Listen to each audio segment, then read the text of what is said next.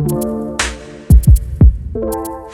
guys, for today's episode, I'm gonna do what we call Manperm. Okay, so because my client has a very straight hair, so in order for him to have a little bit of movement, I'm gonna do this permanent wave on him. Okay, so apa lagi? Jom kita tengok apa yang Bambang boleh buat hari ni. So mula-mula, the first step is I'm gonna apply this first lotion.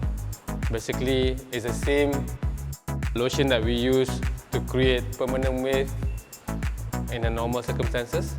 So in his case, I'm gonna apply only on the top part. Okay, everything to the front.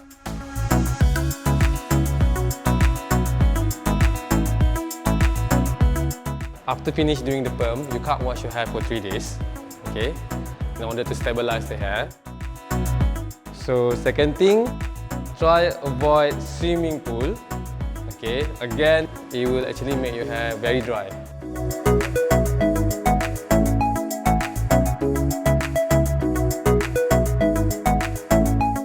Alright, sekarang dah 20 minutes. So I'm gonna take out the wires from the ceramic rod. Alright, it's still hot, so we have to be very careful. But we cannot wash it. We have to let it cool down first because macam gelas, kalau terlampau panas, kita tuang air sejuk, it will break. Same with the hair. So we need it to cool down a bit. I'm just gonna let it rest for a while, like 10 minutes. Lepas tu I datang, I'm gonna check it again. If it's okay, then we can wash. Alright, so I'm taking this out. So you can see the wave, the curls and all. Okay, last step. Okay, I'm gonna use neutralizer. Okay, you can see the neutralizer act as to lock the shape of the waves.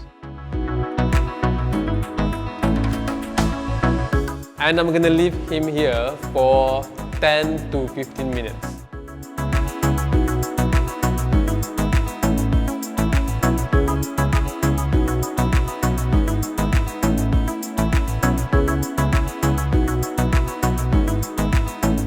You can see all this movement in the hair.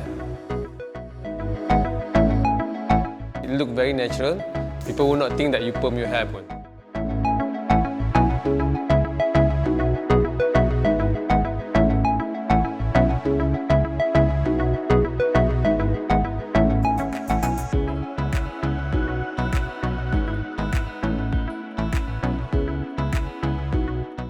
Okay, now I'm done with my model. See, he has a lot of movement on the top and not to mention a bit of volume as well.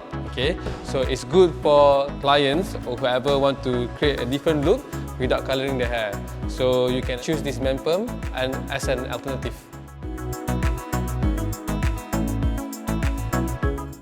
Alright, handsome lah sekarang.